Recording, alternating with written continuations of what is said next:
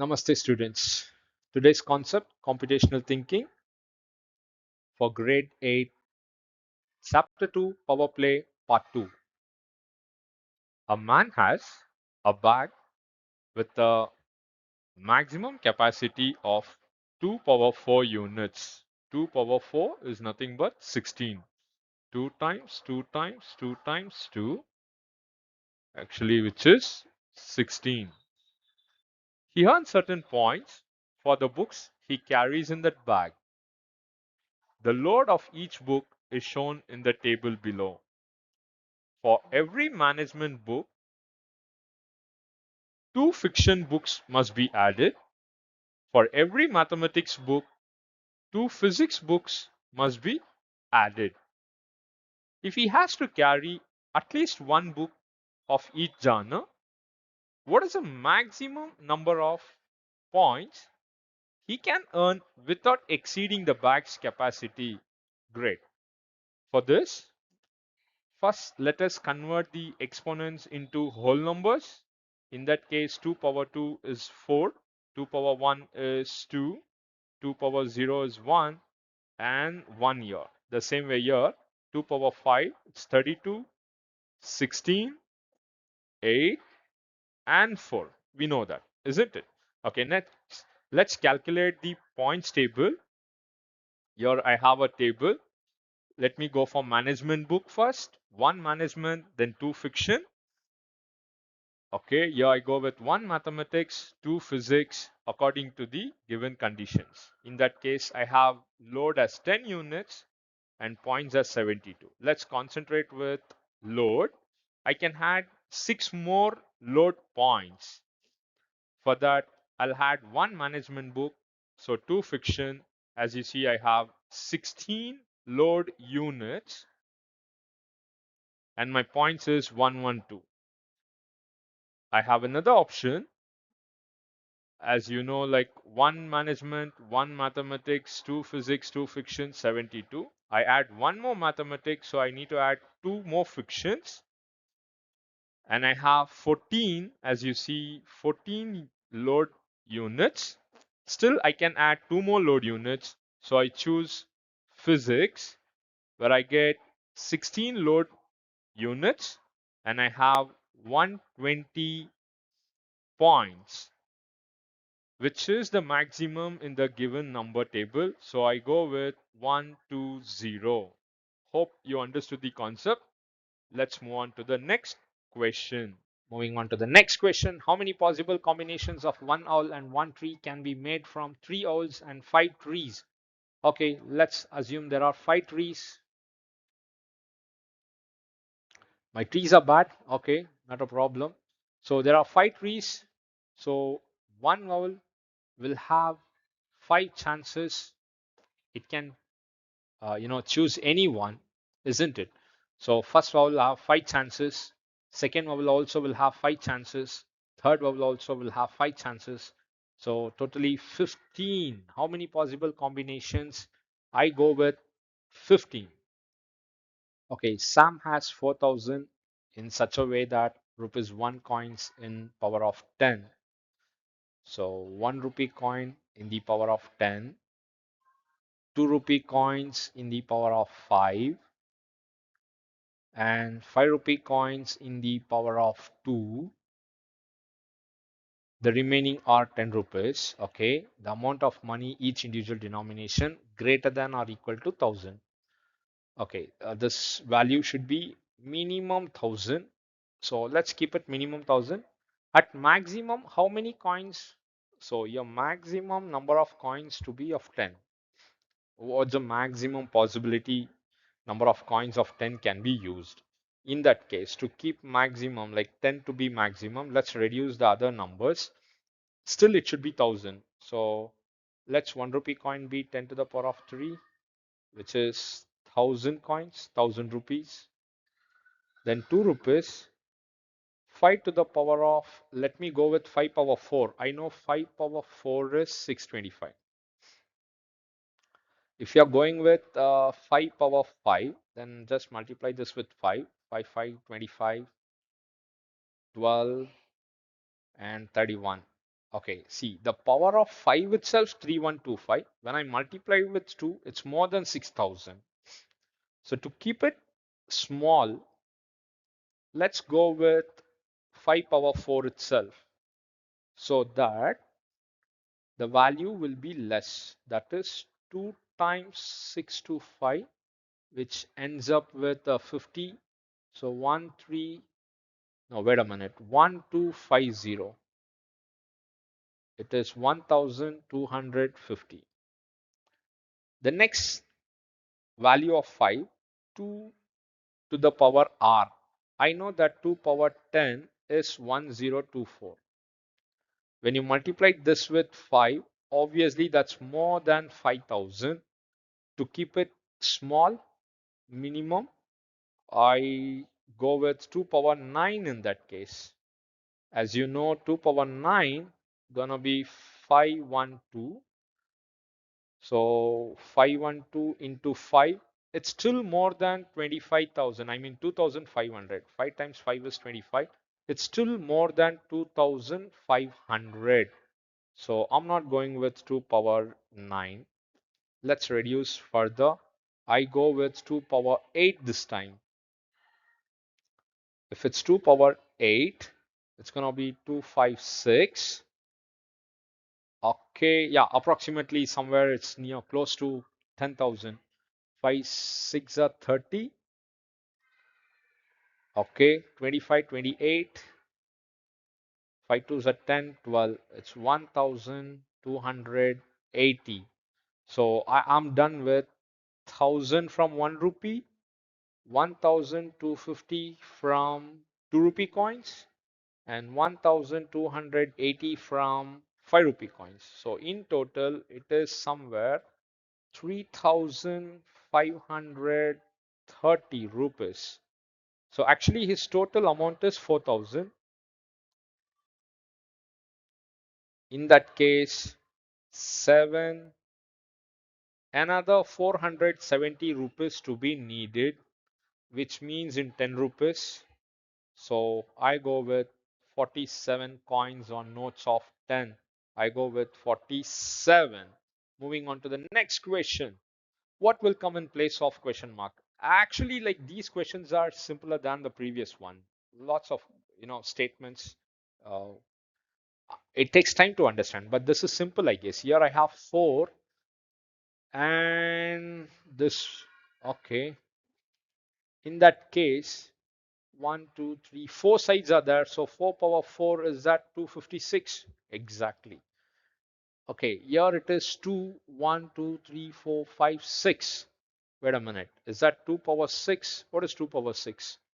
2 times 2 times 2 times 2 times 2 times 2. This is 8. And this is 8. 8 into 8 is 64. Got it. 2 power 6. And here is that 5 power 1, 2, 3. 5 power 3 is 125, but we have 243. What's wrong then? There is something else to be, considered. Wait a minute, I got the point. So here we have 1, 2, 3 sides. Let's go with 3 power 5. I know it's 243. So 3 times, 3 times, 3 times, 3 times, 3, 5 times. So this is 9 and this is 9 and this 3 as it is. 81 times 3 is 243. Great. So in that case, I got it. I got it. If it is the red color is the base, the black color gives me the power exponent. So red color is the base, that is 3 power 5, and your red color, that is 5, and the black in color is 3, so 5 power 3 is 125. In that case, as we mentioned, red is the base. 1, 2, 3, 4, 5, 6, 7 is the base. 7 power 3, I know it's gonna be 343, and I choose option C. Got it. The next. Okay, in this case, Sam and Tim are playing a number maximizing game. The numbers are shown in the table below, where A and B are undefined. They must modify their numbers using only one of the following rules. What is the rule?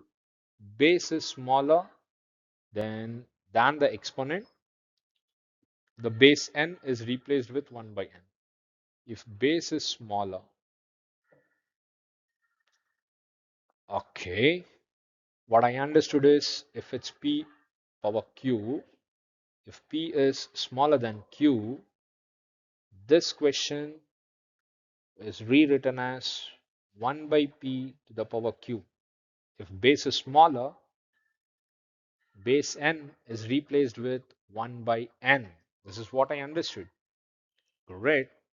The second condition is if base is greater, if p is greater than q, the next condition, than the exponent n is replaced with q. Okay, fine. If base is greater than the exponent, for example, if I say 4 power 2, 2 is smaller, so it should be replaced with 1 by 2, which is nothing but square root of 4, where my answer is 2. Great.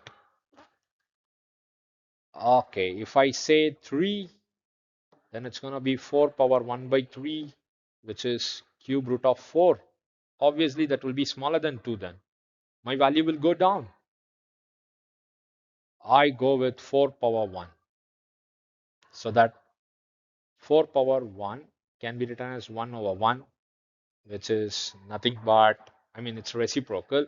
So I still remain with 4. I choose the value of a to be 1.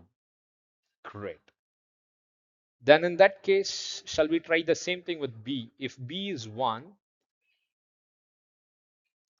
base is small. If base is small, the base is replaced with 1, the reciprocal of that. That is 1 by 1. It's still 1. What is the difference between final numbers of the Sam and Tim? But wait a minute. My number is too small compared to A. I mean, the Sam's number. Tim's number is too small compared to Sam's. Let's check if there is any other way to increase my number. Let me take it as 2 here. Yeah, let me take 2. So it's equal. There is no condition given. I can take it as 2, but one of the condition to be chosen. Then I cannot go with 2. Let me take it as 3. Wait a minute. I go with maximum 9, the largest number. I mean, single digit number. In that case, 9 to the power 1 by 2, which will be square root of 9, 3. Yes, Sam has a maximum number 3. And no, Tim. Sam has the greatest number 4. And Tim has 3. The difference between them is 1. I go with option C. Great. And the next question, enter all letters and the numbers of set in the empty squares of the grid given below, such that every vowel must have an even number in at least one of its adjacent squares. Wait a minute. Every vowel must have an even number in at least one of its adjacent squares. Okay, let me say if I have E here, then there should be an even number this side, the adjacent side. There are 4 adjacent, 1, 2, 3, 4. But these 3 are already filled. So I need to have one even number, maybe 2 or 4 or 6. That's what I understood. The letter H is not adjacent to A. So I cannot write A over here or here. No, no A. No A. Or no 6. Then what is left? No A, no 6. Then I can write 4 2 YE. But I'm not going to write E here. In that case, there will be no space for an even number next to it. Okay, in that case, let us put it over here itself. If I fill this with E, then I want an even number. This cannot be, 6, 6. So let me fix 6 here. Done. I finish with E and I finish with 6. Wait a minute. I am done with E. I'm done with E and I'm done with 6. So what are the other numbers? I have A. A is in bubble, so it cannot be written here or here, and not here because there should be an even number in the adjacent side. So I place A in this point. Okay, I finish with A. I have Y, 2 and 4. Okay, is there any condition for that? Letter H is not adjacent to A and 6. I finish with A and 6. Two consecutive numbers cannot be in any adjacent squares. Two consecutive numbers. Yeah. So 3 here, I cannot fill 2 over here, or 4. There is no 2, no 4. And here, no 4 actually, because it's adjacent, consecutive number. So I fix 2 here. Yeah, I have fixed 2 there. I fix 2. Okay, still, what is left? 4 is left and Y is left. Okay, I can't fix 4 here, as we know, like it is adjacent to both 3 and 5. So I fix 4 here and Y over here. It's all done. But what's the question? What will come in place of question mark? Wait a minute. You comment the answer. Thank you. Meet you in the next video with the next chapter.